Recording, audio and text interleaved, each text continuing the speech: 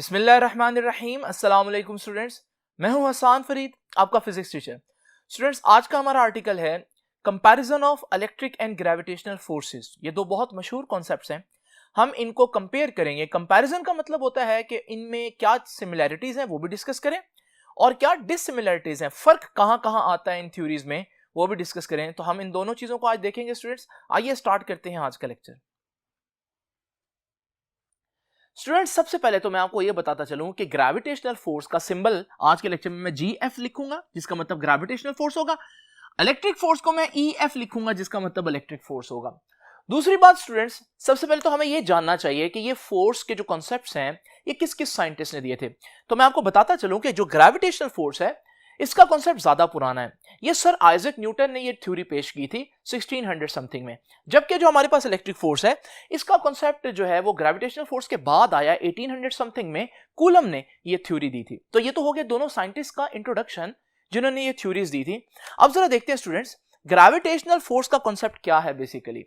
Students, आप लोग जानते हैं कि हमारे पास जब भी कोई चीज सर्कल में मूव कर रही हो तो सर्कल के सेंटर की तरफ उस पर एक फोर्स लग रही होती है जिसे हम बोलते हैं सेंट्रीपिटल फोर्स। मिसाल के तौर पर अगर ये शख्स है और ये धागे से एक पत्थर को बांधकर घुमा रहा है तो ये पत्थर जो है वो इस सर्कल में मूव करता रहेगा, क्योंकि एक सेंट्रीपिटल फोर्स इसको सर्कल में घूमने पर मजबूर कर रही है।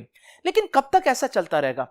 तब तक चलता रहेगा स्टूडेंट्स जब तक ये सेंट्रीपिटल फोर्स यानी कि जो धागे की टेंशन है वो बरकरार रहेगी। अगर धागा किसी लम्हे टूटा तो आप देखेंगे कि हमारे पास ये जो पत्थर है ये उसी डायरेक्शन में टेंजेंट में मूव कर जाएगा। यानी कि क्या सीखा हम लोगों ने? अगर कोई चीज सर्कल में मूव करती नजर आए तो इसका मतलब कोई ना कोई फोर्स है जो उसको सर्कल में घूमने पर मजबूर कर रही है, और अगर वो नहीं होगी तो फिर उस चीज का सर्कल में घूमने का कोई जवाब नहीं है, वो टेंजेंट की डायरेक्शन में निकल जाएगी। और जब हम अपनी यूनिवर्स की तरफ नजर दौड़ाते हैं तो आप लोगों को ऐसे बहुत सी जगह मिलती हैं जहां पर आप चीजों को सर्कल में मूव करते देखते हैं। मिसाल के तौर पर अगर आप देखें तो आप जानते हैं कि सूरज के गिर्द जमीन जो है वो एक सर्कुलर पाथ में मूव कर रही है हर लम्हा। अब जमीन को क्या पड़ा कि वो सूरज के गिर्द मूव कर रही हो? क्योंकि हम लोगों ने पढ़ा कि सर्कल में चीज का मूव करना एक ही सूरत में मुमकिन है जब हमारे पास उनके दरमियान कोई फोर्स है। तो न्यूटन ने भी फिर यही सोचा। न्यूटन ने सोचा कि इन दोनों मैसेज यानी कि सूरज और जमीन के गिर्द कोई ना कोई फोर्स है जो जमीन को सूरज के गिर्द घूमने पर हर लम्हा मजबूर कर रही है।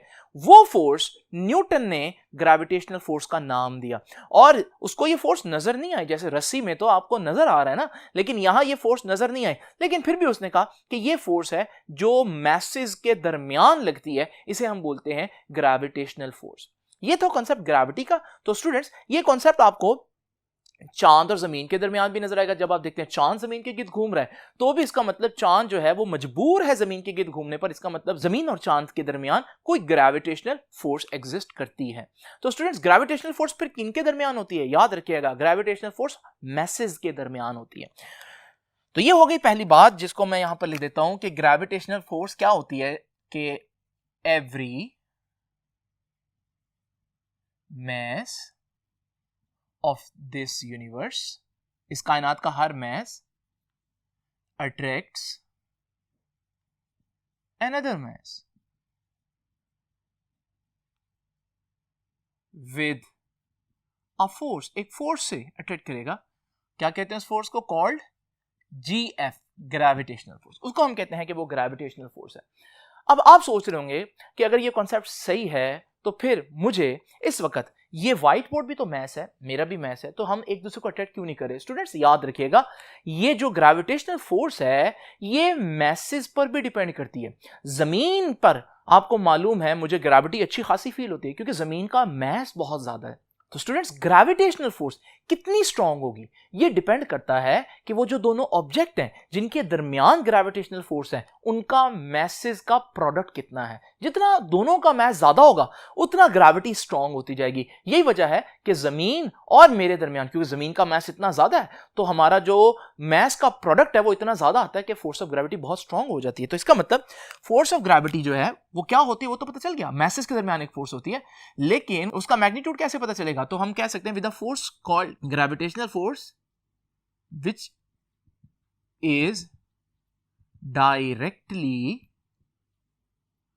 प्रोपोर्शनल, डायरेक्टली प्रोपोर्शनल होती है किसके? टू प्रोडक्ट ऑफ मैसेज के प्रोडक्ट के डायरेक्टली प्रोपोर्शनल होती है। स्टूडेंट्स एक और बात आपको मालूम है, अगर ये दो ऑब्जेक्ट्स करीब करीब हैं तो आप देखेंगे कि इन पर ग्रेविटेशनल फोर्स बहुत स्ट्रांग होगी, लेकिन अगर आप इन दो ऑब्जेक्ट्स को दूर लेकर जाएंगे तो आप देखेंगे इनके दरमियान जो फोर्स है वो भी बहुत वीक होती जाएगी।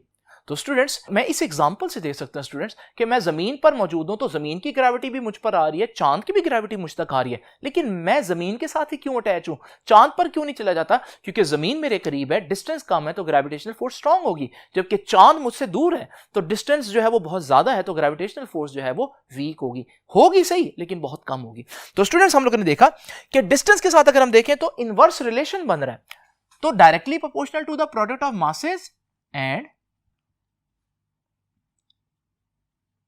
inversely proportional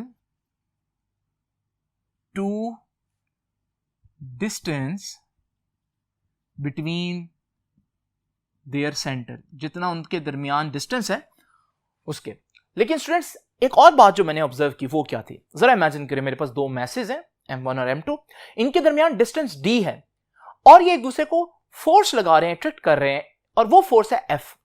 अब जरा इमेजिन करें अगर मैं ये डिस्टेंस D जो है दोनों ऑब्जेक्ट्स के दरमियान जो है इसको डबल कर दूं, 2D कर दूं डिस्टेंस, अब डिस्टेंस डबल कर दिया, इनवर्सली प्रोपोर्शनल कहता है कि फोर्स जो है वो अब हाफ हो जाएगी।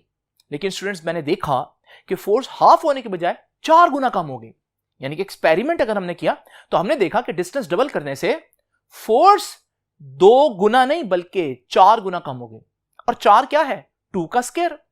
इसी तरह से अगर ये वही ऑब्जेक्ट्स हैं जिनके दरमियान डिस्टेंस D और फोर्स F है और मैं इनको 3 गुना दूर ले जाता हूं तो मैंने देखा कि 3 गुना दूर जाने पर इनके एक दूसरे पर फोर्स 3 गुना नहीं बल्कि 9 गुना कम हो गई, और 9 क्या है, 3 का स्क्वायर है। इसका मतलब क्या हम लोगों ने देखा कि हमें कहना चाहिए कि इनवर्सली प्रोपोर्शनल टू डिस्टेंस नहीं बल्कि inversely proportional to square of distance. ये जगह मैंने छोड़ी हुई थी। स्क्वायर का मतलब क्या होता है कि अगर डिस्टेंस डबल करेंगे तो फोर्स 2 का स्क्वायर यानी 4 टाइम्स कम हो जाएगी, 3 टाइम्स करेंगे तो 3 का स्क्वायर 9 टाइम्स कम हो जाएगी। ये है हमारे पास स्टूडेंट्स ग्रेविटेशनल फोर्स का कॉन्सेप्ट। आइए इसी के साथ कंपेयर करते हैं इलेक्ट्रिक फोर्स का कॉन्सेप्ट। अब इलेक्ट्रिक फोर्स क्या है, कूलम ने क्या देखा, कूलम ने देखा जिस तरह मैसेज एक दूसरे को अट्रैक्ट करते हैं बिल्कुल इसी तरह से अगर हमारे पास 2 चार्जेस हों तो वो चार्जेस भी एक दूसरे को अट्रैक्ट या रिपेल कर सकते हैं, यानी कि चार्जेस भी, चार्ज बॉडीज भी एक दूसरे पर फोर्स लगाती है। और ये भी आप लोगों को कई एक्सपेरिमेंट्स में मैंने आप लोगों को बिल्कुल स्टार्ट में दिखाया था। अगर हमारे पास एक पीवीसी पाइप है और उस पीवीसी पाइप को मैं किसी तरह से चार्ज कर दूं रब करके, और जब मैं इसको कोक के कैन के करीब लेकर आता हूं तो कोक का कैन इसकी तरफ भागता है, या मैं इसी पाइप को अगर वाटर की एक स्ट्रीम के पास लेकर जाऊं तो वाटर की स्ट्रीम भी उसकी तरफ भागती है। ये कौन सी फोर्स है स्टूडेंट्स, ये इलेक्ट्रिक फोर्स है, चार्ज बॉडीज के दरमियान फोर्स है। तो स्टूडेंट्स याद रखिएगा चार्ज बॉडीज जो हैं वो जो एक दूसरे पर फोर्स लगाती हैं उसे हम बोलते हैं इलेक्ट्रिक फोर्स। तो हम सबसे पहले क्या कहेंगे, जिस तरह से वहां पर कह रहे every mass attract the other mass, तो यहां पर मैं क्या कहूंगा, एवरी चार्ज्ड बॉडी अट्रैक्ट और रिपेल अदर चार्ज बॉडी। तो ये चार्ज बॉडी के दरमियान होता है और इसमें भी वही बात है।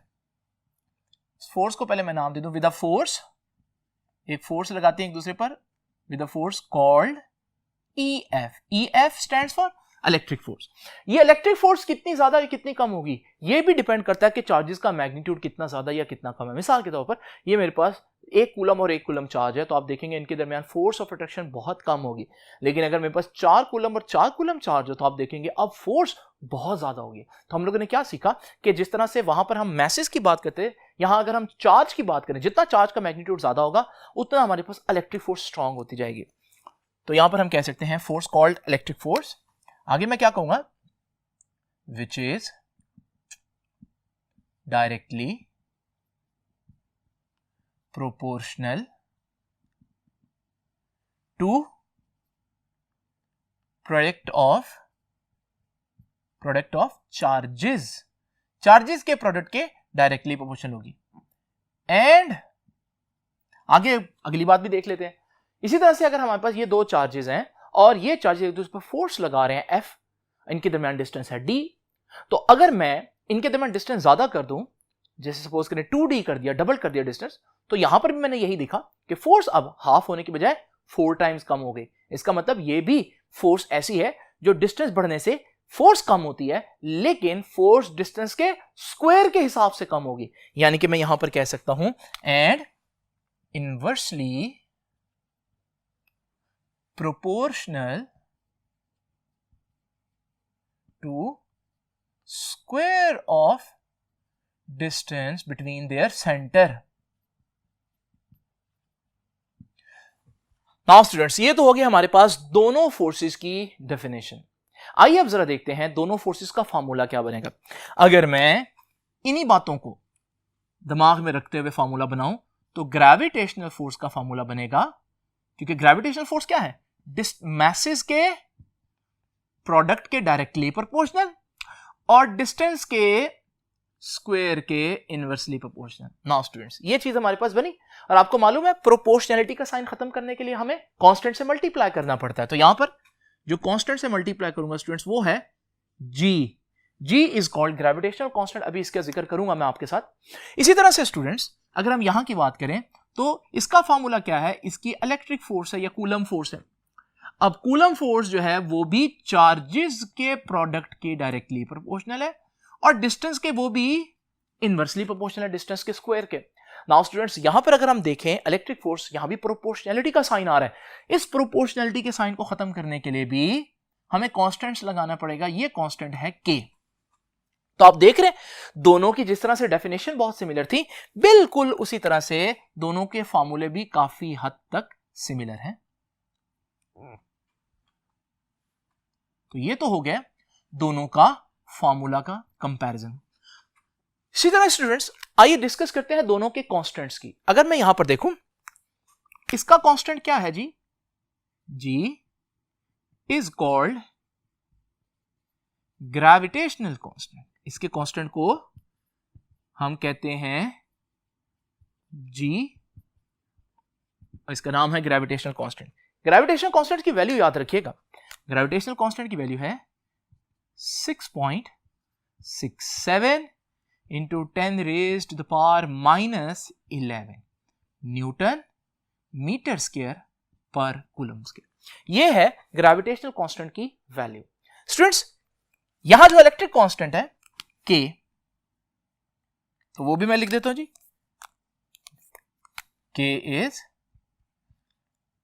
जो K है यहां पर ये वाला, K इज इलेक्ट्रिक कांस्टेंट। इसका एक और नाम भी है कूलम कांस्टेंट, और इसकी वैल्यू देखिए स्टूडेंट्स, इसकी वैल्यू है हमारे पास K की value 9 into 10 raised to the power 9 newton metre square पर कूलम स्क्वायर। स्टूडेंट्स, एक मिस्टेक हो गई यहां पर, ये कूलम नहीं आएगा यहां पर, यहां आएगा जी न्यूटन मीटर स्क्वायर पर केजी स्क्वायर, क्योंकि मैसेज है ना, तो हमारे पास यहां किलोग्राम आएगा। एनीवेज स्टूडेंट्स, ये हमारे पास जो है इलेक्ट्रिक फोर्स का कॉन्सेप्ट हो गया। जरा देखिए हमारे पास ये कांस्टेंट्स की वैल्यू, एक बात आप अंदाजा लगा लें, जो ग्रेविटी का कांस्टेंट है वो 10 की power -11, it's a very small value. जबकि K जो है इलेक्ट्रिक कांस्टेंट, उसकी वैल्यू है 10 raised to power 9 में। 10 raised to power 9 जो है वो बिलियन होता है, इसका मतलब ये बहुत ज्यादा वैल्यू है। इससे फर्क क्या पड़ेगा स्टूडेंट्स, जरा देखते हैं। हमारे पास जब मैं क्वांटिटेटिव एनालिसिस की बात करूंगा, क्वांटिटेटिव एनालिसिस का मतलब यह है कि मैं देखना चाह रहा हूं इन दोनों फोर्सेस में से कौन सी फोर्स ज्यादा स्ट्रॉन्ग और कौन सी वीक होगी। अगर मैं एक जैसी सिचुएशन लूं, यानी कि मैस 1 kg है और डिस्टेंस भी 1 है और चार्ज भी 1 कूलम है और डिस्टेंस भी 1 है, तो यहां सारी चीज 1 हो गई। लेकिन इसकी फोर्स ऑफ ग्रेविटी डिपेंड करती है ग्रेविटेशनल कांस्टेंट पर, जिसकी वैल्यू बहुत कम है। तो फिर जब इसकी वैल्यू मैं पुट करूंगा और आंसर निकालूंगा, वो आंसर भी बहुत कम होगा। जबकि यहां पर हमारे पास इलेक्ट्रिक फोर्स जो है वो डिपेंड कर रही है कांस्टेंट पर। अगर मैं बाकी सारी चीजें 1 रखूं तो इसकी वैल्यू जब मैं पुट करूंगा तो इसकी वैल्यू तो बहुत ज्यादा है। तो जब इसकी वैल्यू ज्यादा होगी तो इलेक्ट्रिक फोर्स का आंसर भी ज्यादा आएगा। तो इसका मतलब हमें पता चल गया यहां से कि क्वांटिटेटिवली स्पीकिंग, जो क्वांटिटेटिव एनालिसिस है वो ये बताता है कि gravitational force is a weak force उसके लिहाज से। तो gravitational force is relatively, relative का मतलब उसके मुकाबले में, रिलेटिवली आ वीक फोर्स। और उसकी वजह क्या है? उसकी वजह ग्रेविटेशनल कांस्टेंट का बहुत कम होना है। इसी तरह से यहां पर मैं बात करूं तो इलेक्ट्रिक फोर्स के बारे में मैं कहूंगा कि electric force is a strong force, ठीक है, as compare to gravitational force. लेकिन स्टूडेंट्स याद रखिएगा, उसके लिए हमें सिचुएशन सेम रखनी है। अब यह नहीं हो सकता कि आप कहें कि सर आपको जमीन इतनी ज्यादा ग्रेविटी से खींच रही है, जबकि वो जो पाइप है वो कैन को उतनी ज्यादा फोर्स से नहीं खींच रहा। देखें कैन और पाइप का साइज देखें। मेरे केस में जब आप बात करें ग्रेविटी की, तो वहां आप देखें कि आप एक तरफ इतनी बड़ी जमीन ले रहे हैं, तो इसका मतलब ये कंपैरिजन ठीक नहीं पड़ता। अगर आप लोग सही कंपैरिजन करना चाहते हैं तो एक जैसे दो ऑब्जेक्ट्स लें और फिर देखें कि कौन सी फोर्स स्ट्रांग होगी, इलेक्ट्रिक फोर्स या ग्रेविटेशनल फोर्स। तो इसका मतलब जब आप देखते हैं ना कि ग्रेविटी बहुत स्ट्रांग है, जमीन के केस में जब आप देखते हैं तो जमीन का साइज भी तो बहुत देखें ना बड़ा है। अगर जमीन जितना बड़ा चार्ज होता तो फिर तो इलेक्ट्रिक फोर्स इससे भी कई गुना ज्यादा होती। Now students, qualitative analysis. Qualitative analysis का क्या मतलब है? क्वालिटेटिव यानी फोर्स किस तरह की होगी। आसान अल्फाज में मैं आपको बता दूं, ग्रेविटेशनल फोर्स जो है ना वो सिर्फ एक अट्रैक्टिव फोर्स है। यानी दुनिया के दो मैसेज हमेशा एक दूसरे को क्या कर सकते हैं? अट्रैक्ट कर रहे हैं। मैं जमीन के ऊपर अगर मौजूद हूं तो जमीन हमेशा मुझे नीचे को खींचेगी, मुझे हमेशा नीचे को खींच कर नीचे को एक फोर्स लगाएगी जिसे हम ग्रेविटेशनल फोर्स कहते हैं। क्या ऐसा मुमकिन है कि जमीन कभी मुझे ऊपर को फोर्स लगा दी, यानी कि मुझे अपने आप से रिपेल कर दे? ऐसा तो कभी देखने को नहीं मिला। इसका मतलब जो मैसेज के दरमियान फोर्स है वो नेचर वाइज, क्वालिटी वाइज सिर्फ अट्रैक्टिव होती है, ग्रेविटी रिपेल नहीं कर सकती। तो यहां पर भी मैं ये बात लिख देता हूं कि ग्रेविटेशनल फोर्स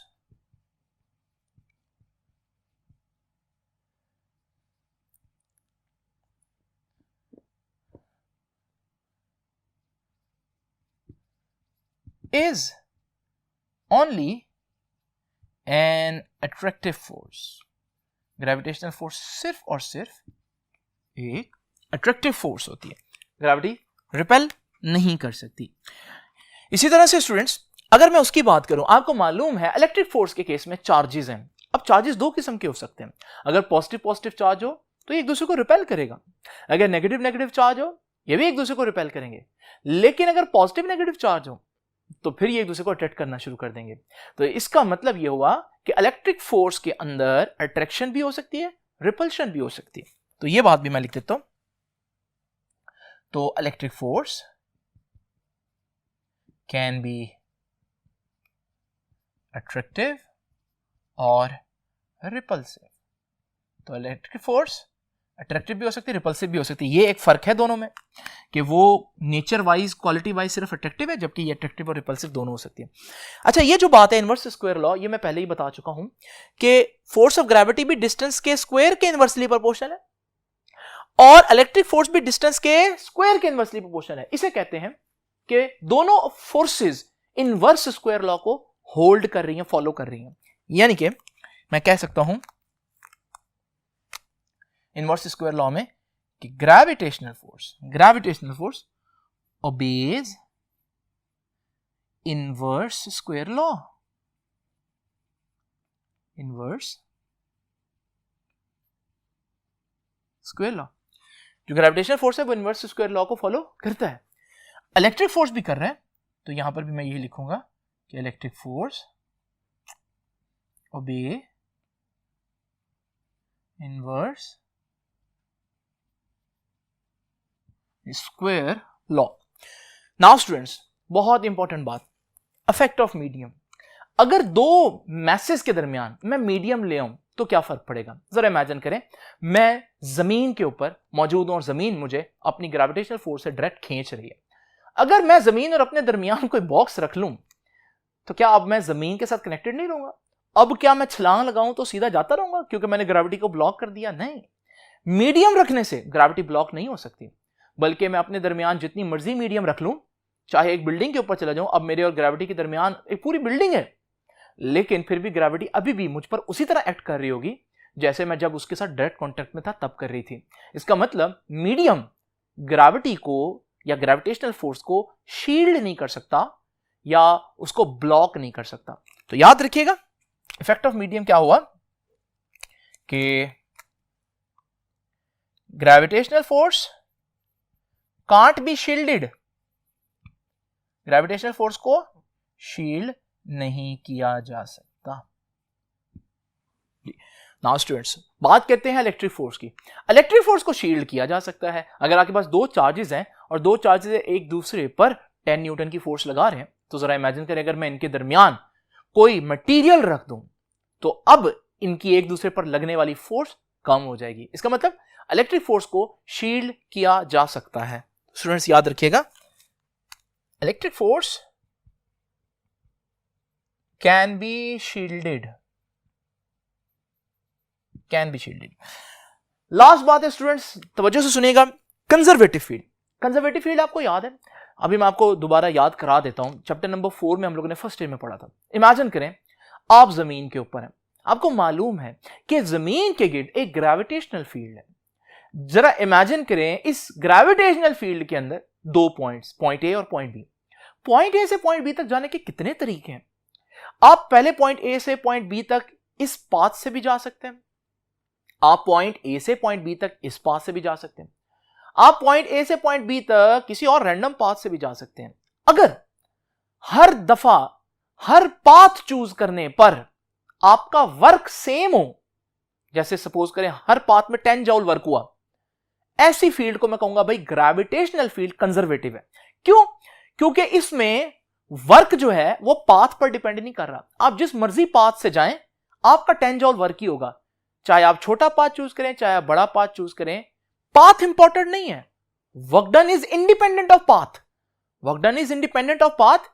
फिर वर्क डन किस पर डिपेंड कर रहा है? Work done only depends upon the initial point and final point. अगर आपका इनिशियल पॉइंट ये रहेगा, फाइनल पॉइंट ये रहेगा, आप यहां से यहां तक जाते रहेंगे, जिस मर्जी पाथ से जाएं आपका एक ही वर्क होगा। जिस फील्ड में ऐसा मुमकिन हो उस फील्ड को कंजर्वेटिव फील्ड कहते हैं, और ग्रेविटी में ऐसा मुमकिन होता है तो gravity is a conservative field. तो याद रखिएगा ग्रेविटेशनल फील्ड में हम कह सकते हैं कि gravitational field is a conservative field. Conservative field का मतलब क्या है लिख देता हूं आगे।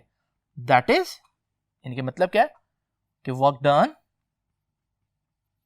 Is independent, work done is independent of path followed. Work done जो है वो पाथ पर डिपेंड नहीं कर रहा। तो ये है स्टूडेंट्स कंजर्वेटिव फील्ड का मतलब। बिल्कुल इसी तरह से हमारे पास कि इलेक्ट्रिक चार्ज के गिर्द भी एक फील्ड होता है। अगर मैं इस फील्ड के अंदर दो पॉइंट चूज करूं ए और बी, और एक चार्ज को पॉइंट ए से पॉइंट बी तक इस रास्ते से लेकर जाऊं या इस रास्ते से लेकर जाऊं या फिर किसी रैंडम पाथ से लेकर जाऊं, तो भी आप देखेंगे अगर एक जगह से 10 जूल वर्क हुआ है तो हर रास्ते से 10 जूल वर्क होगा। यानी कि इलेक्ट्रिक फील्ड के अंदर भी आप देखेंगे कि वर्क डन पाथ पर डिपेंड नहीं कर रहा, तो कंजर्वेटिव फील्ड ही है इलेक्ट्रिक फील्ड भी। तो यहां पर भी हम लिखेंगे कि electric field is a conservative field. तो इलेक्ट्रिक फील्ड है कंजर्वेटिव फील्ड। स्टूडेंट्स ये है हमारे पास कंपैरिजन इलेक्ट्रिक फील्ड और ग्रेविटेशनल फील्ड या इलेक्ट्रिक फोर्सेस और ग्रेविटेशनल फोर्सेस के बारे में। और आप लोगों ने एक बात नोट किया कि इसमें कुछ कंपैरिजन में सिमिलरिटीज भी है, कुछ बातें मुश्तरक हैं। ये भी कंजर्वेटिव है, वो भी कंजर्वेटिव, ये इनवर्स स्क्वायर लॉ को फॉलो करती है, वो भी इनवर्स स्क्वायर लॉ को फॉलो करती है। कुछ डिफरेंसेस भी हैं, ये सिर्फ अट्रैक्टिव है, वो अट्रैक्टिव भी हो सकती है, रिपल्सिव भी हो सकती है, और भी ऐसे फर्क है। तो स्टूडेंट्स ये था आज का लेक्चर। आई होप कि आपको ये कंपैरिजन समझ में आ गया होगा। आपसे मुलाकात होगी इंशाल्लाह नेक्स्ट लेक्चर में। तब तक के लिए अल्लाह हाफिज।